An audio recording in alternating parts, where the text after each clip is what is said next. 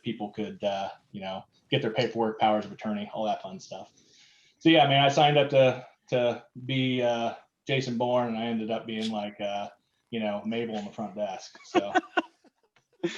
I asked about the Arabic. My sister-in-law and her husband both are diplomats, and they've moved around. They were in. It's kind of funny. Like they were in Moscow, and then they got kicked out. And then they were in Iraq just recently, and that was kind of rocky. But I think now in Bahrain. So yeah, that was the goal, man. I was really wanting to be a foreign service officer with State Department, but it is what it is. When I chose that, funny thing is, so this was 97. So I had a chance for either Mandarin or for Arabic, and I thought, wow, obviously we're going to be at war with the Chinese, so I'm going to go with Arabic because, worst case scenario, I get a job with Shell or some other oil, oil and gas pipeline company. Yeah, I chose poorly, but it all worked out in the end. I've still got friends that went in that MOS that I keep in touch when they can communicate on encrypted channels, see how they're doing. Cool. Yeah, I worked with a lot of crypto linguists back in the day. Yeah. Across the services. Hey everyone, we're just about to get started. Just want to give everyone a heads up. I'm posting live on YouTube, and then we will be kicked off. So one moment. Got to multitask here, and then we'll get started. Thanks everybody for joining and being patient with us. Gonna talk about lean security ops. 1, 2, 3. To discuss.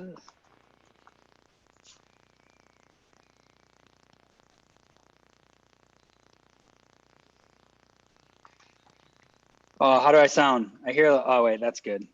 Yeah, you're fine. I think when there's no sound, there's a little buzz in the background, but we'll make sure we're talking a lot today. All right, cool. We're good. We can get started. So I'll bring up the presentation. Thanks everybody for your patience. I'll kick us off. Make sure it's on the right screen. Sweet. Today we have I gotta hit the record button. There's always something you miss. Oh man, I gotta stop sharing so that I can hit the record button. There we go. All right, cool. Now we'll officially get started. Oh, where'd my screen go though? Sorry, I was in full screen mode. Official, let's try this again. Hey, thanks everybody for joining. This is the Blumira Security Advisor series. I thought I was sharing the right screen. Is that the right screen? Looks good from here. All right, it's not my LinkedIn. This is Security Advisor series. Today we're talking about running lean security operations. And we have Arlie. Arlie, thanks for joining us, Director of Security at Braun Ability. Braun is pretty cool. Yeah, a little bit of background. We were talking a little bit earlier as people started to hop on that you have some different background in military, working in healthcare. And then Braun is pretty cool in that you guys make vehicles from an accessibility perspective, right? Yeah. So yeah, I would love a quick overview as far as your background and what's exciting to you regarding security ops. Yeah, sure. So been in security for quite some time. Like you said, Patrick, I'd worked in healthcare for Ascension Health in various roles in IT and security. Kind of cut my teeth and got into security from that standpoint. After that, I did some consulting work. Still have the scars to prove my QSA work as a PCI. And then moved around into working into some industrial control systems and SCADA. And then decided to get back into doing some more traditional security. Worked in medical device security for a little while, and then moved over stopped being an individual contributor, started moving into more of a management role.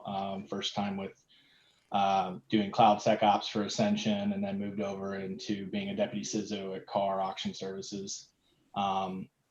There finally got kind of like owned everything that was identify and protect.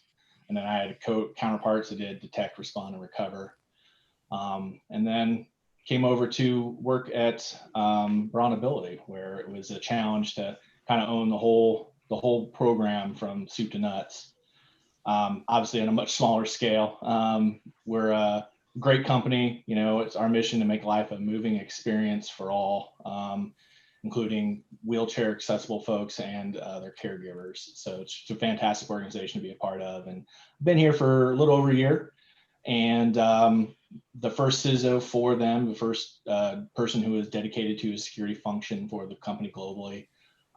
And so kind of my first gig is running the whole show from soup to nuts as well. So we're both first timers and trying to, you know, kind of fumble our way through it to make sure that we get the organization aligned with what it wants to do and the security of that. And, you know, SecOps is interesting to me. Obviously, it's one of the larger, you know, poles in the tent, if you will, for a security program. You know, security operations is everything from some definitions of being the ability to detect and respond to kind of running everything that is on the technology side for cybersecurity. Some people even lump in identity and access management into it. So it can kind of really encompass all of it. But focus, I think, of today's conversation is the SecOps of doing that detection and response, right? Yeah, what I think is interesting, right, is like your experience of, you know, you look at someone like Ascension Health, and I think I take a guess like 50 to 100,000 employees, right? 225,000 actually. Oh, 225,000. Yeah. All right. My wife happens to be one of those. She's a nurse.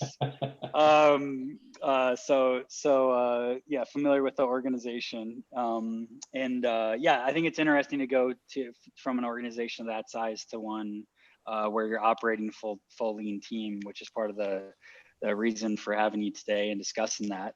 And on that topic too, I think Mike Behrman joining us as well.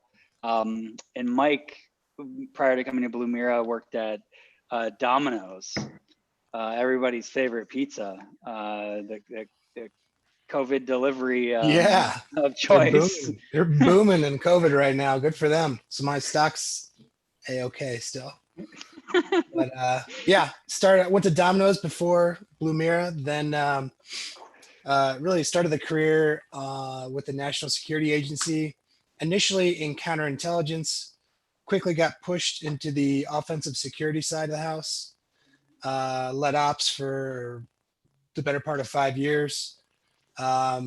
Wanted to find an opportunity here in the Midwest, got forward deployed to the FBI Cyber Task Force in Detroit.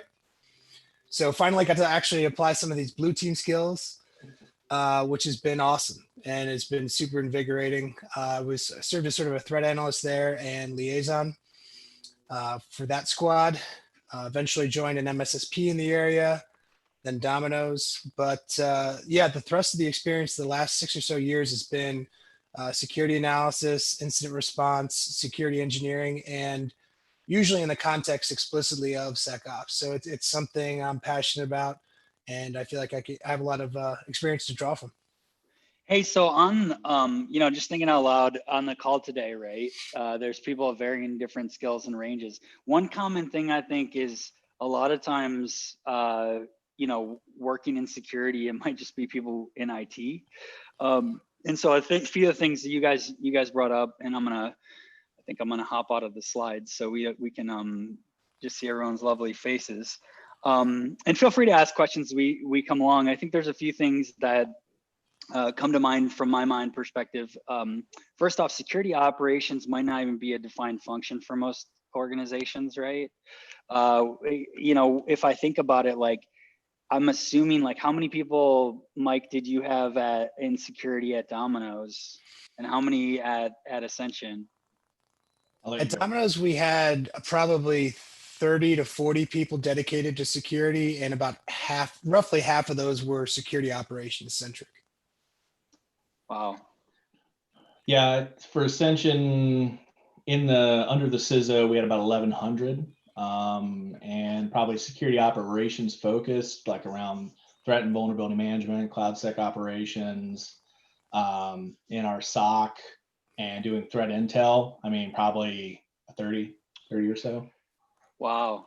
Yeah. So you can imagine it's like, you know, if you're a small, medium-sized business, you know, sometimes it's the IT director, IT manager, IT person that might have the responsibility to do all these things that 1,100 people do at a large healthcare provider. So I think, yeah, I think to some extent, I kind of laugh. And one of the things I think was interesting, I was talking to someone else, is essentially like, there's an aspect of security poverty line, right? Where it's like, yeah, you just don't have the resources to actually do all the functions that need to get done. And that's one thing to talk a little bit about, is like, what are some of the core functions? And to be honest, I think even myself, I didn't know much of a red team or blue team until I came to Blumira, and I've been in security for 10 years, right? So I imagine a lot of people, you know, on the phone today, or that might be listening, or the live stream, might not know as well. Curious to outline, like, what are the key functions of a security operations program that people should be thinking about? Arlie, you want? Okay. You know, for me, the way I approach that question would be in the simplest way possible, and it's protect, detect, respond, and all the operational functions that go into that on a day-to-day basis, so that you could define that formally in any one of a number of ways. Arlie mentioned IAM. That's spot on. It could also be pure security engineering from either a project perspective or security operations perspective, like I was at Domino's, where we're administering the tools, optimizing them, serving as a subject matter expert for other members of the SOC. Those three core functions are what spring to mind for me. Yeah, and to tag on to that for folks on the line who may be coming to us from an IT background and not security, Mike and I are slipping right into kind of like the NIST cybersecurity framework methodology, right? So we're looking at everything from a lens of 5 facets of identify, protect, detect, respond, and recover. And kind of what those functions are, you know, identify is what you would traditionally think of as creating your security program, creating your policy, understanding the assets and everything that is in your environment. So kind of some of the core functions of defining the program and doing risk management. And then you move into protect, which you would see things like, hey, I got to run an AV agent or an EDR agent, or I've got to make sure that I'm doing vulnerability scans and tracking vulnerabilities to resolution, patch, configuration changes, things like that. Understanding all the identities in my environment, making sure that provisioning and deprovisioning is happening. Detect, you know, you would think of traditional, hey, I need to make sure that I'm getting signals from all of this architecture that I have in the environment that are kick out logs. I can kind of bring that together and do correlations and understand. And then as that data gets filtered up into intelligence, and then you start to do the response functionality of, this is outside of normal, this is something that piques our interest.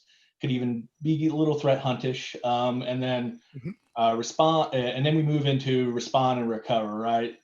So respond is like, hey, now I actually should do something based on the intel that I have, and then resolution into recovery, right? So you do that isolation, determine the impact of it that's happening to the environment, and then move into recovery, which is what are the lessons we learned? How can we be better? Are there architecture changes, sensor changes? How did the other 4 parts of the 5-part facet need to all be altered in order to cut down on the response time, or the recovery time? Sorry. Hey, and in a small business, right? I know I talk to a lot of organizations and companies. Just curious your perspective. It's like, how many of them have a good handle on this? Well, that's a great question, Patrick. You know, it varies all over the place. When I did consulting, a lot of times I'd get called in on point consulting. There was a business need to do credit card processing, or there was a business need that we were going to start being a subcontractor for the government. There were things that I was brought in to solve a particular issue where maybe not the whole holistic security program and mindset was being addressed, and they just wanted to make sure they could check a box on an RFP that they did something, right? And that, unfortunately, has been my experience. Now, we're seeing that change a little bit. but I would be curious. I've not done the research before this question, so my apologies. But I would be curious to see how many people have a dedicated security function within, that breakdown of the Forbes 5,000 or whatever. I know the Fortune 100. I still think there's a gap in people named as an actual information security officer, right? So Yeah. Yeah. I think, I would say overall not well. yeah, I mean, what I continually see is the same. Like I've seen companies with 5 to 10,000 employees that still don't even have a person in security, right? It's essentially an IT person is managing antivirus, right? The other thing I think that you alluded to, I'm really interested. Compliance is an interesting thing because at least it drives some behaviors, sometimes in the right direction, sometimes in the wrong direction, actually. The one thing I think that is interesting here is CMMC compliance, where it's auditable. I do think, and not only that, the other behavior I'm seeing is that that I haven't seen up until this last year is companies actually are being forced by their customers to actually meet these compliance standards and/or not just compliance, actual security controls.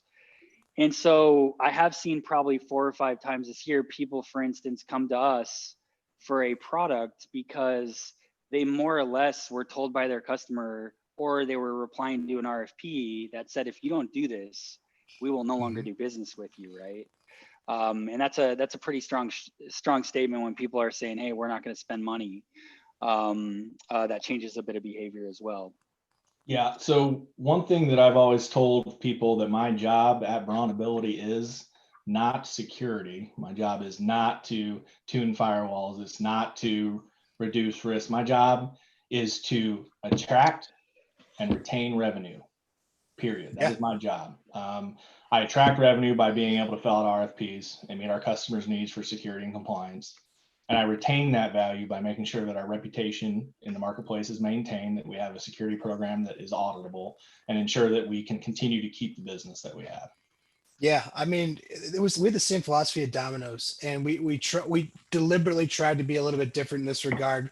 And this came down from our director of security operations at the time. It was to say yes.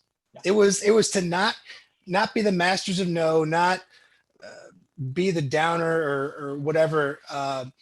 Being such an e-commerce centric company, the challenge was to say yes and then provide practical guidance on how to do something and make it secure. And that meant everything. That meant coming up with a technical solution. That meant the sort of concierge customer service, right? Because classically, IT security can be a cost center, right? Or at least viewed as one. Sometimes it is on paper. But I think you captured it perfectly. I mean, the idea is to reduce risk and retain that revenue that's going on, and just figure out how to do things the most secure way possible without never get in the way of the money. You know what I mean? Ever get in the way of the money. Help retain it, but never hamper it. Wait, hey, so on that topic, I'm going to launch a poll. How many people are dedicated to security in your organization?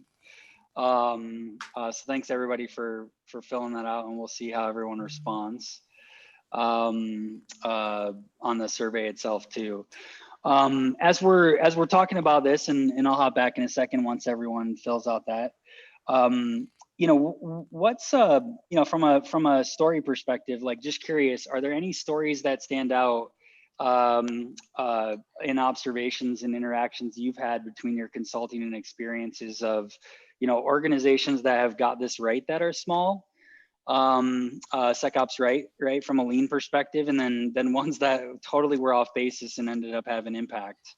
What were the biggest differences there between their approaches? Any thoughts?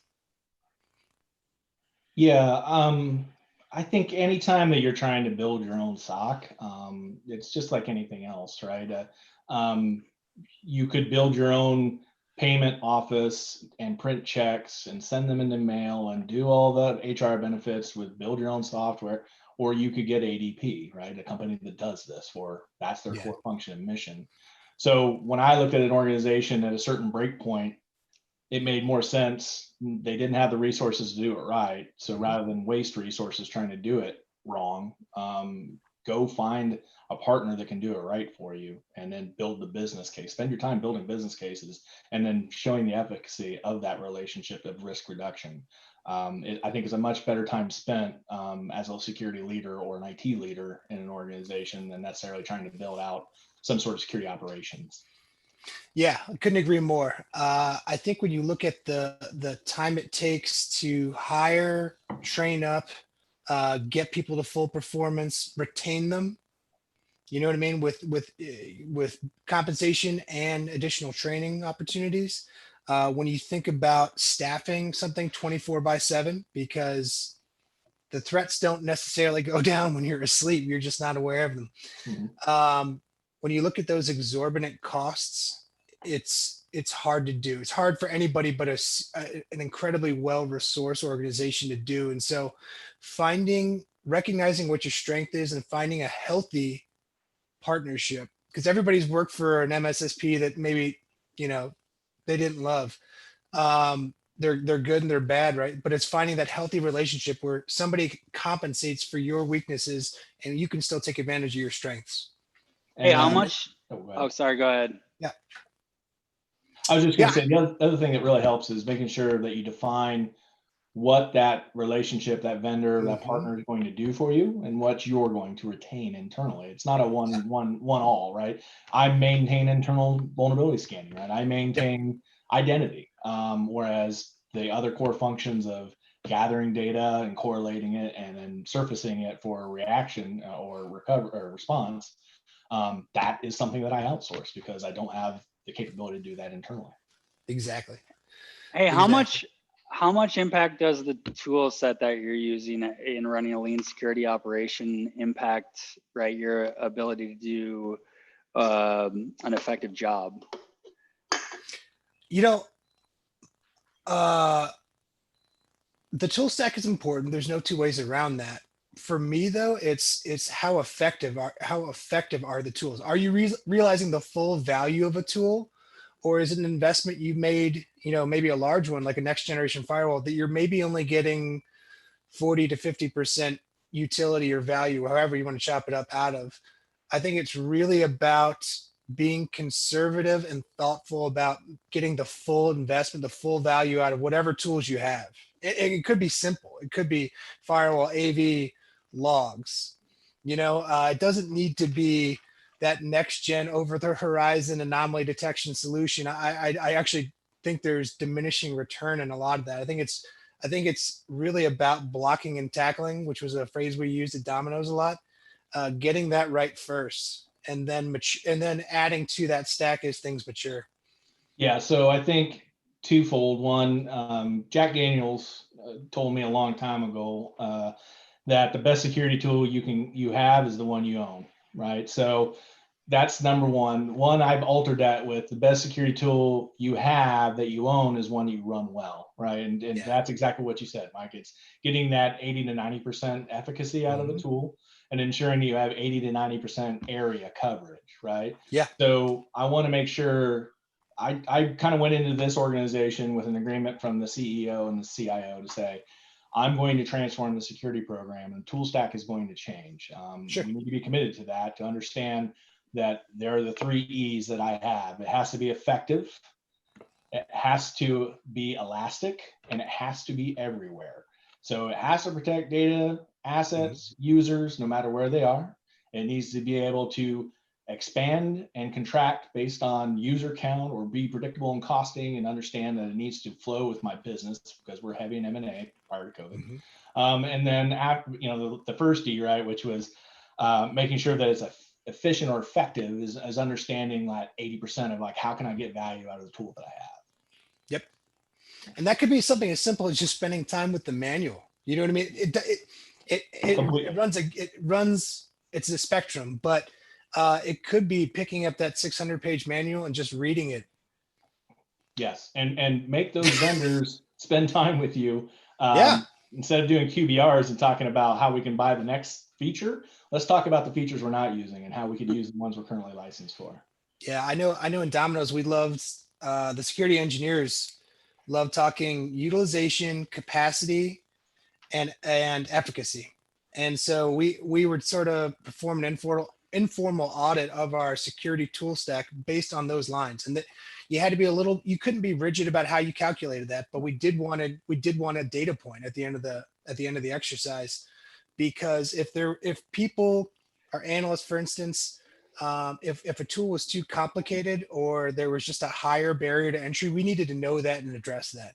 If we found that one of our security tools was inaccurate and what it alerted on and flagged and so forth, what that ratio wasn't right, we needed to know that and take steps to correct that. And sometimes the answers are simple and sometimes they're complex, but being thoughtful about what you have is critical.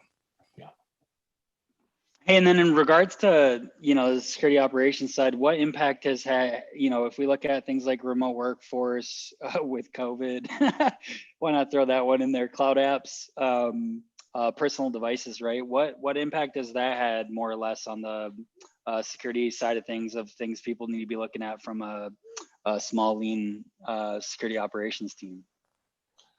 Yeah, I mean, I think a big one here, I'll just throw one out because I'll leave plenty of grass on the field for everybody else to play in. But one is, endpoint management, whether that be through patching or config, right?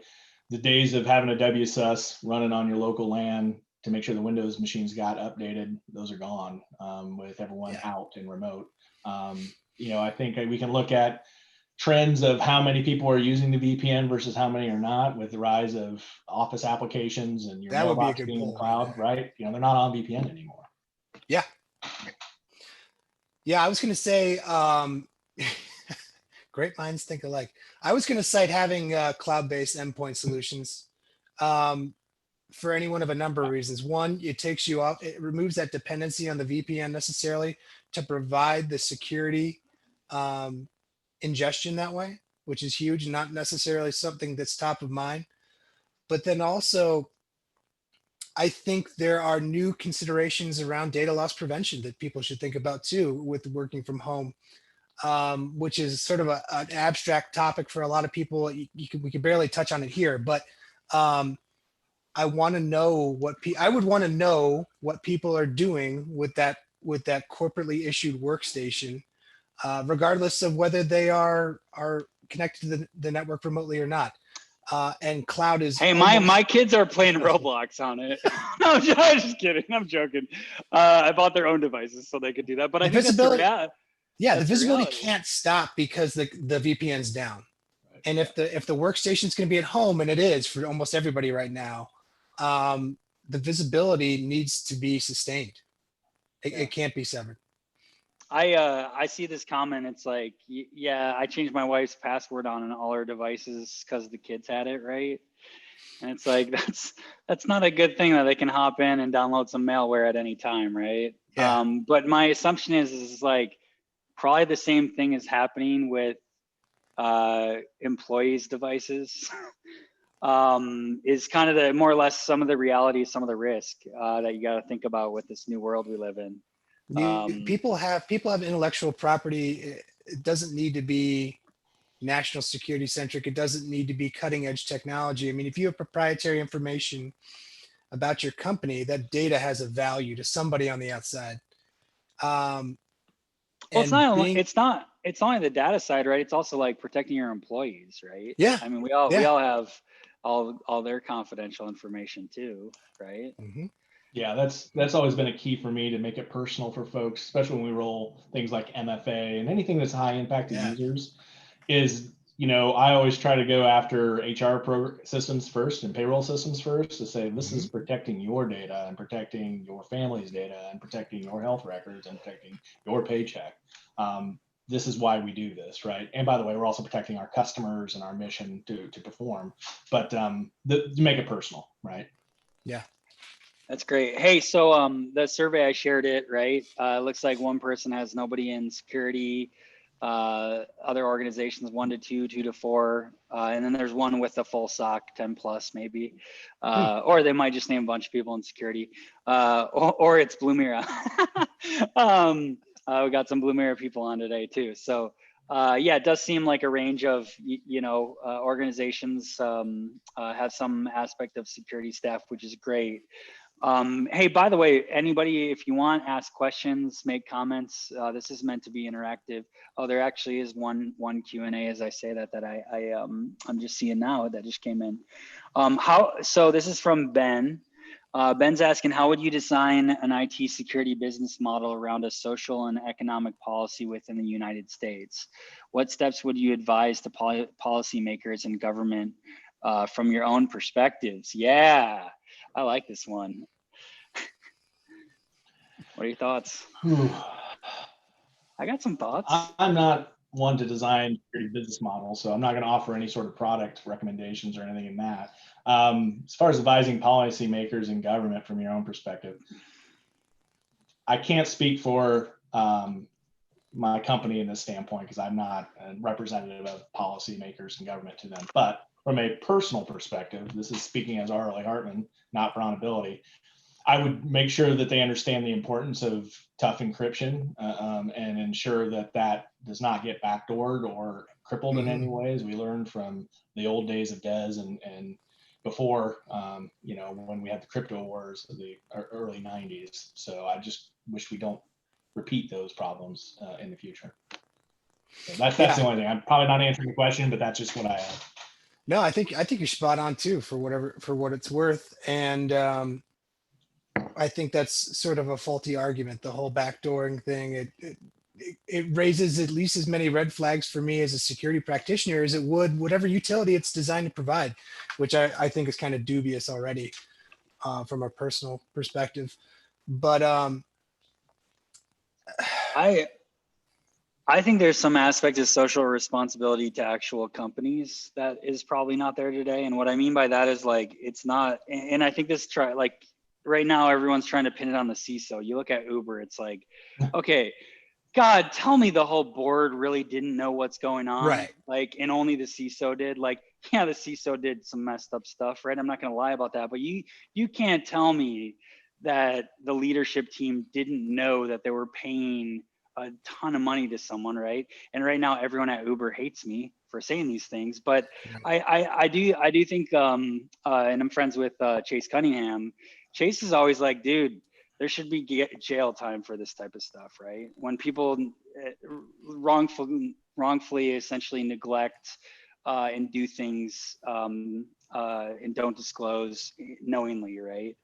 And yeah, I do think like you do look at some of the aspects of what's gone on with Facebook and some of these other things, like they have big checks to write. Money is not actually moving the needle and changing these things. And so I do think board as well as executive responsibility to some extent when people are actually doing things illegally that end up impacting individual privacy, that sort of stuff are real implications. I'm probably a little bit hard on that, but no, you're right though. That it's the only thing that's going to change it.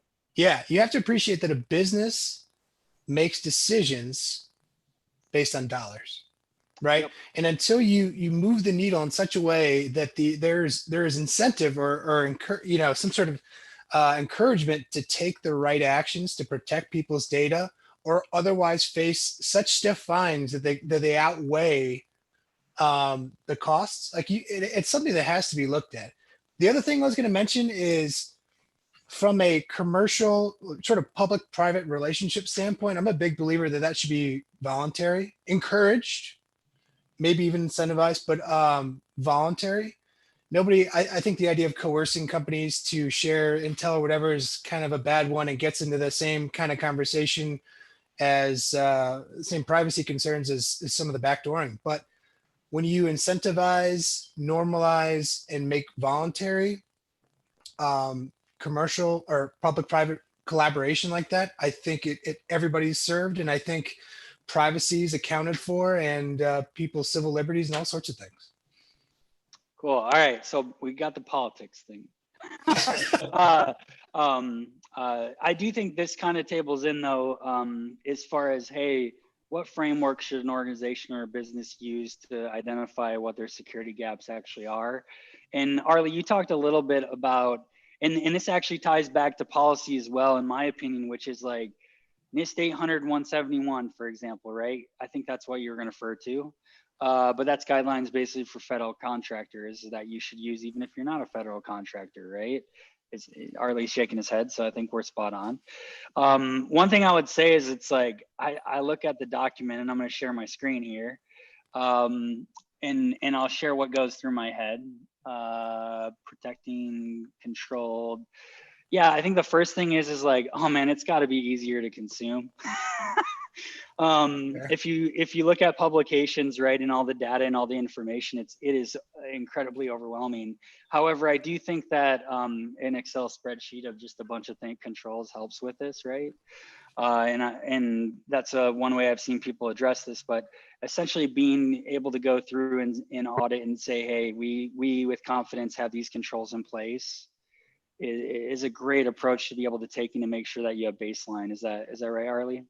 Yeah, so I mean, we do something similar.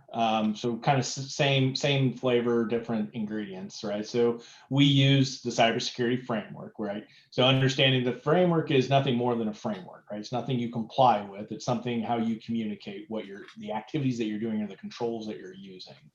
So we leverage the NIST cybersecurity framework, and then we use the CIS 20 controls to kind of overlay on top of that as our controls. And there's a mapping on this page that goes to, so if you go to framework there on the left-hand side, plus at the top, and then you look at that version, there's an Excel spreadsheet that breaks it out. All right, now we're talking. I didn't even know that was there. And then when you open that Excel spreadsheet, they'll be like, here are the 5 core areas, the framework, right? The facets.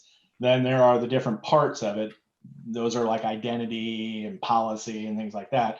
And then farther over, there are actual controls, whether it be COVID or CIS or others, NIST, 853, whatever, pick your flavor, right? But you'll see where it says CIS, CSC. So those are the old SANS top 20, now those security, Centers for Internet Security controls, right?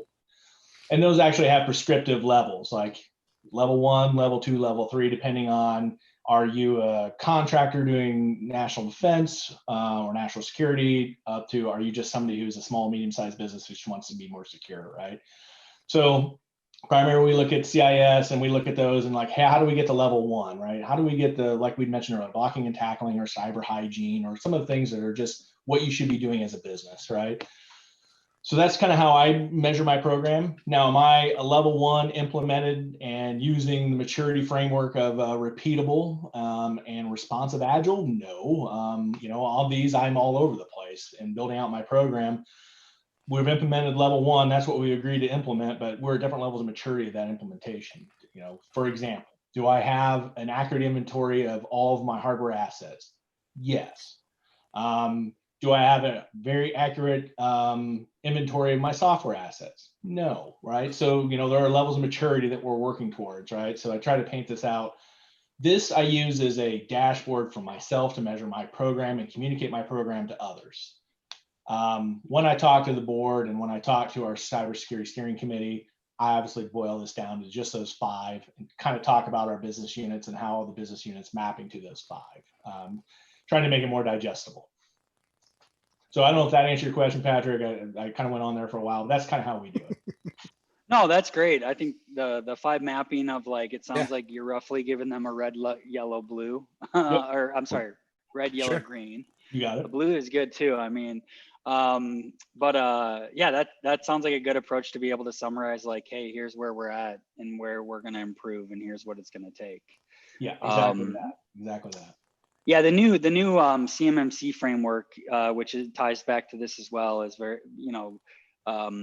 closely aligned. That's where, especially in the federal government, they're now requiring that for certain contracts, right? At varying different levels. So money tied to it for organizations and companies' revenue, which is great. Hey, one other thing, not to shamelessly plug Blumira in here, but yeah, one thing recently we discovered is like we built, this is a white paper we have, you can go and download it. But as it relates to like threat detection response, we created a similar like assessment of different criteria of logging, audit and compliance, detection, alerting, security. And what's been interesting is it's like, it's shocking once you actually fill this out for most customers, because most customers don't have they'll have preventative measures like a firewall, right? Sure. Which is great. and they'll have two-factor authentication a large majority of time. But yeah, when it gets into this area of detection and response capabilities, like most organizations I've talked to, it's maybe like 9 out of 60 things, right? Is there kind of the reality, right? So it's even getting the incremental improvement there, so you can prove you're now able to do a greater level of detection. So that's not uncommon too for even larger organizations too, that to sort of maybe overinvest in prevention and to the detriment of detection and response. I've seen that before. The truth is, you owe the business to try to prevent as much of that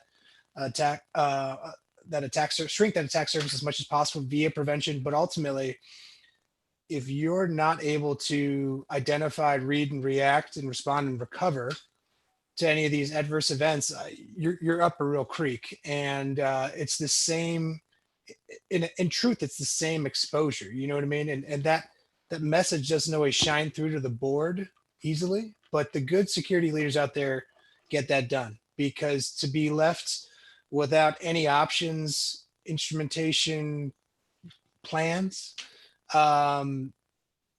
is what we would call a resume generating event potentially. You know what I mean? Equally as bad as the zero day exploit affecting your network. Yeah. I think what you're saying there, and it's too oftenly common. Coming from Duo and speaking from my experience there, I think even working there, we drank so much Kool-Aid because it was a very effective, a lot of the attacks were coming from credential compromise, and still actually do, because people don't have two-factor everywhere, right? But I think what you realize is like, well, yeah, it doesn't get deployed everywhere. Or maybe it even does, but there's still other ways to get in, right? And so like, in our mind, I think in most of the company's mind, it's like, just deploy Duo and you don't have to worry about it, right? When in fact, it's like, no, there's still ways to compromise in multiple different ways, or the lack of actually having a control applied to a certain place. And all too often, like, where detection comes in really well is where there's human error. Is probably one of the biggest areas that I see a lot of times, which is like a firewall is misconfigured, something doesn't get patched, multi-factor doesn't get applied. Those are the areas where it's like it really is kind of the saving grace to get an early aspect of detection in there. So it is. It's pretty interesting to have that perspective. I was drinking the Kool-Aid for like 8 years. I think it's good. That's understandable. I would say one thing, and this is probably more addressed to folks who are maybe badged as IT, but are also security champions who are on this call or don't have dedicated security staff, or who they have is maybe a virtual CISO who just kind of gets that pretty red, yellow, green for the board, right? And measures IT's performance. No security program is successful without a well-run, organized, disciplined IT team, period. Yep. I mean, I can say that day in and day out, and I will die saying that, because if you try to go in an organization and IT is in a shambles, no matter how many security people you hire, it's going to do you no good. So those IT folks are incredibly important to the health and security of an organization. Even if it's just like simple things like making sure that you're doing privilege access management, right? And I'm not saying go buy a vault. I'm saying have separate accounts and don't use both your privilege account and your normal account for your daily driver. Making sure that you have a password policy and you're following it, right? Make sure that you're doing some semblance of identity and access management. And that's just like, hey, have a ticket for everybody that comes in and then have an offboarding process for them. Go into O365, make sure that you have the controls. They give you free tools with your subscription to see where you rate on a security scale. Do those simple things, make sure that you can patch your systems, and make sure you get some sort of endpoint detection on it. The vectors of attack are going to be web, email, right? So making sure that you have security around those things. Those are all IT functions of basic blocking and tackling of a well-disciplined, well-run IT team, and that goes a long way before we start to even get into third-party risk or Yeah. doing threat hunting or doing any of these, running a WAF and doing all these other things that are security functions. Just getting those basics, that top 20 controls goes a long way. And I'll get off my That, and Arlie, spot on. The only thing I would add to that is having a healthy and constructive relationship between the security folks and the IT guys. That gets overlooked all the time. It very naturally trends towards adversarial, but man, when you're in a pen test and you got a red blue exercise going on and people are testing each other, or you have a live intrusion, like real problem. If you do not have the relationships on the IT side to affect the change, to bring about the containment, to bring about the remediation and recovery, or take similar actions, I mean, that's a showstopper. I've seen that kill people. Yeah. The truth is, they're two sides of the same coin, right? And having that relationship there is huge. And that maybe that is a strength in a way, or could be a strength of having a lean IT security operations program, is the fact that if you are dual hatted, hopefully you have already endeared yourself to your colleagues and you'll be able to work and collaborate that much faster. Yeah. Number one thing you can do for an IT org is say, hey, I'll take over certificates. Like nobody wants to bother keeping track of certs and where they're at and all the different sites they're on and external partners that have them and our internal systems. You take that off of somebody in IT's plate as a security guy, you're going to have a fan for life, right? Because nobody wants to mess with PKI internally, let alone externally, right? Two, there's IT, and then you got to get into shadow IT because every organization has it, right? I've worked in organizations where I had IT or I was within IT, but then I had to reach out to OT. So I had to get close with the guys in OT, or I had to get close with the biomeds and clinical engineering when I was in healthcare for all those medical devices, right? There's a whole nother set of technologists out there who love oscilloscopes and ham radio, and you got to be able to talk their language and get them endeared with your organization and understand why you're asking to do these things. Same thing with getting with the engineering folks, right? Get with them. And I'm talking about engineering as in engineers who design things in the physical world, right? Electrical engineers, structural engineers. Those folks that are building stuff, they're all using IT too. And they're probably running their own server and they got their own software and they're probably even building their own software. So relationships are everything. Get outside of IT. I would add to that our favorite trick of dominoes, bottle of bourbon, leaving it there early in the morning on the desk. After somebody's done you a solid, you know what I mean, in a pinch. Yeah. Just quietly recognizing that they'll remember your name next time you have a favor to ask from them. And bribery goes a long way. Bribery goes a very long way. Absolutely. So does bourbon in general, but yeah. Hey, and I don't know how to say this first name. I apologize if I get it wrong, but Coover said, well said, Arlie, focus on and ensure completion of the security basics. So shout out to you. We got another, I got a really good question. And this is always the common one, right? And I think a lot of people need help with this. Like the business leaders come to you and say, are we secure? What's the right answer to say? You always just say yes and move on, right? You get out of that room as fast as possible. Oh, or yeah. you take 2 hours and say, well, nobody's ever really safe. And but, yes, but, or no, but you can do that. It depends. Yeah. Good point, Coover. Yeah. It depends. Right.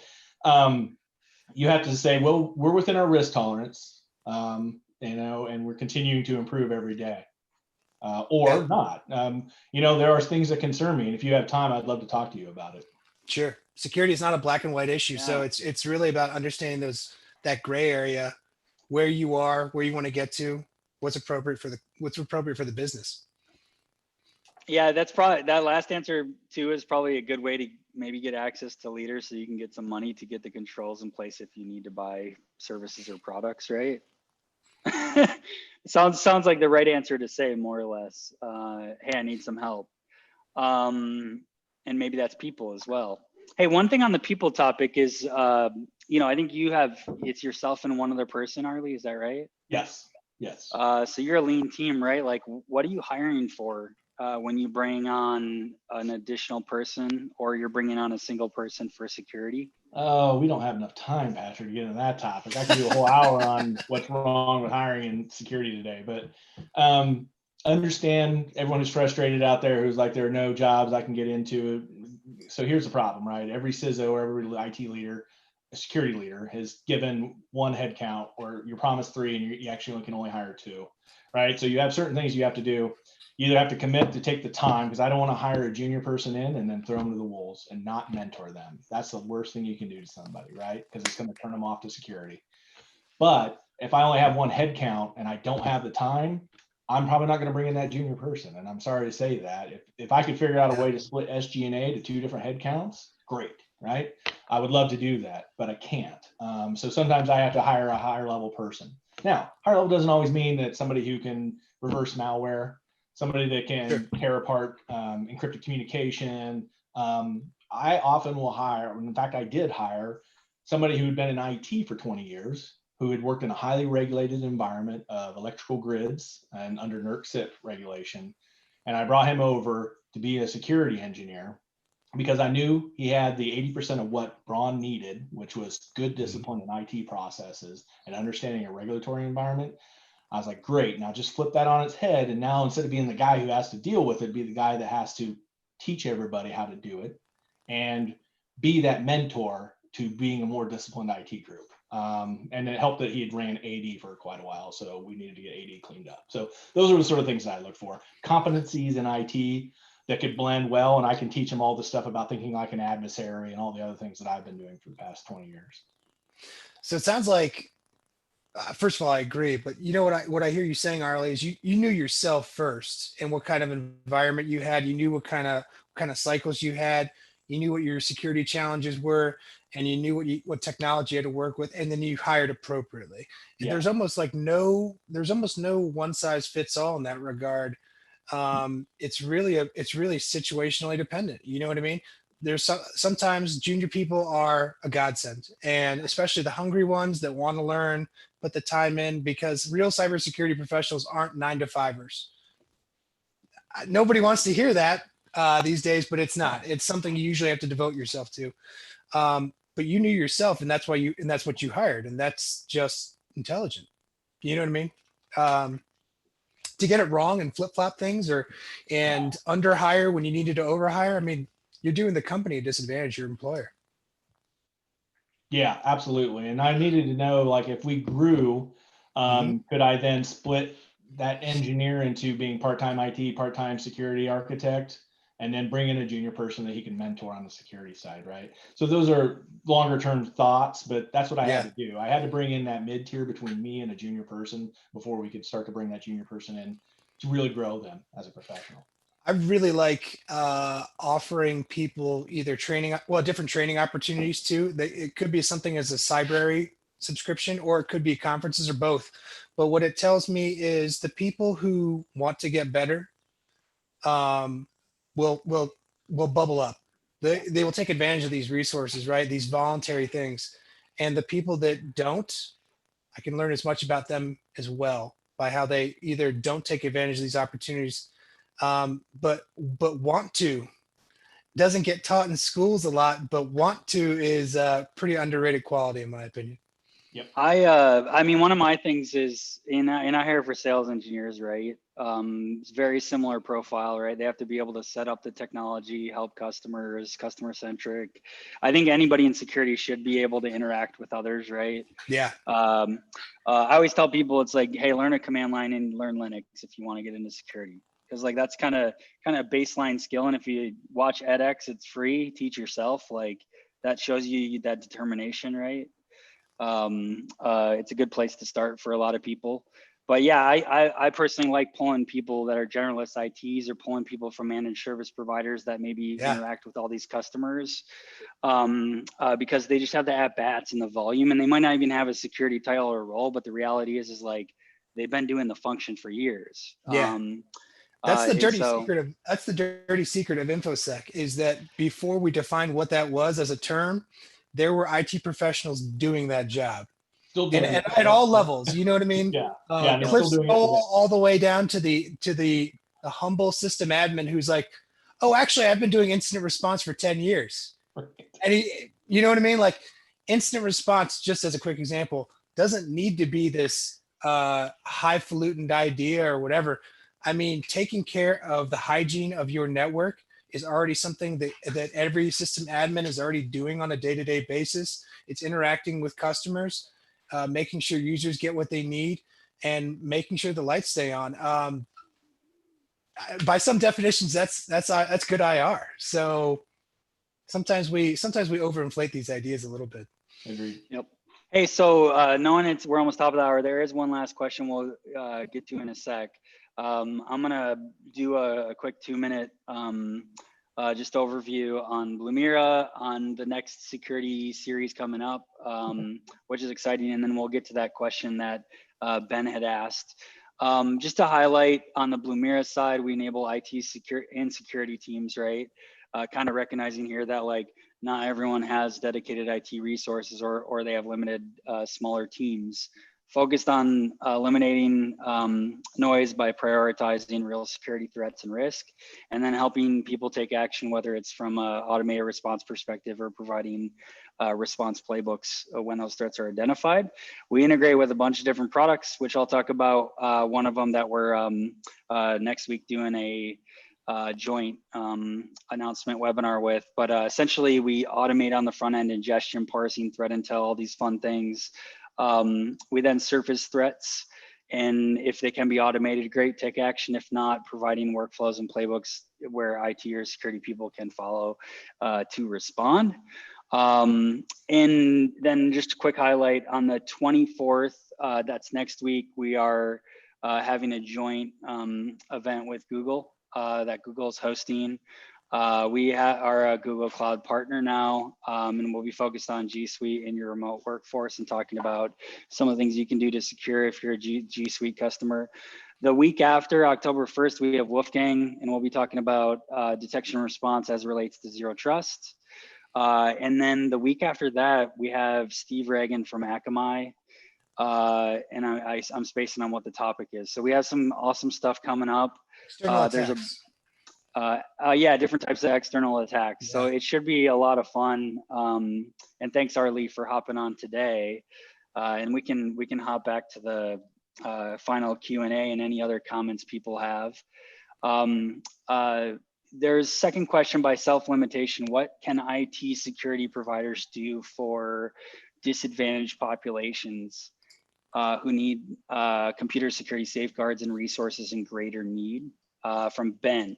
One thing on my side is, you know, in working at Duo, on the product side is probably accessibility is the biggest factor when you have a product that's in front of all the users. So I think of, you know, one thing just to note is like products need to be designed and accessible out of the box more or less. That's a really you know, big deal as I think about on the product side. Arlie, I don't know if you and Mike, if you have any additional thoughts on this, but that was a pretty big focus for us.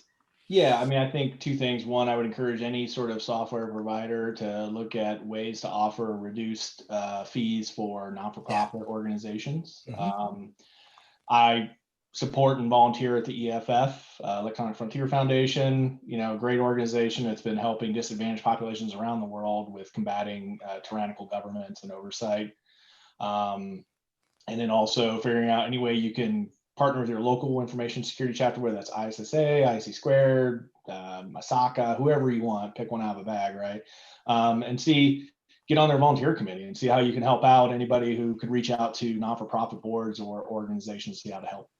I think that, you know, what springs to mind for me is the resource component of that question. And the truth is the greatest security practitioners on earth still Google stuff, man. Oh, yeah. And I'll be more specific. YouTube is amazing, right? Everybody can Google and find a blog, whatever.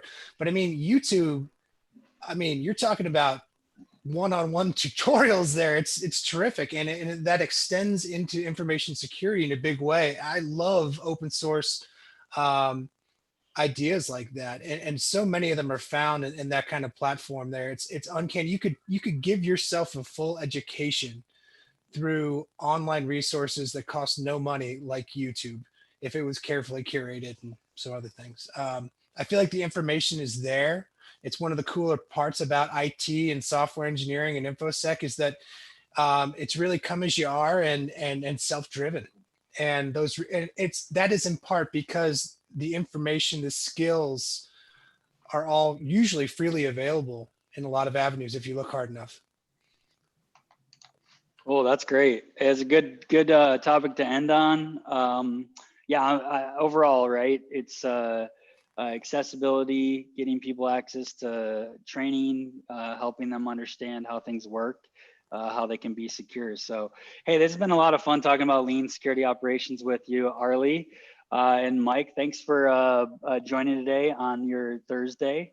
It's probably, is it your lunch hour, Arlie? No, it's after lunch. We're good. I'm on Eastern, All right. so I'm not new. Oh, That's you're why we're good, 'cause Eastern. it's after Oh, lunch. you're on. Yeah, you're on the corner of Eastern Zone. I forgot. So Yeah. thanks to everybody that's joined us today. We look forward to seeing you at our future events that we'll be sending out in the coming weeks. And have a great Thursday. Thanks, everyone. It was Have a a good great one. opportunity. Appreciate it. Good talking with y'all. Likewise. Oh wait, there's more questions. Ooh. Oh no, they just say thank you. Later.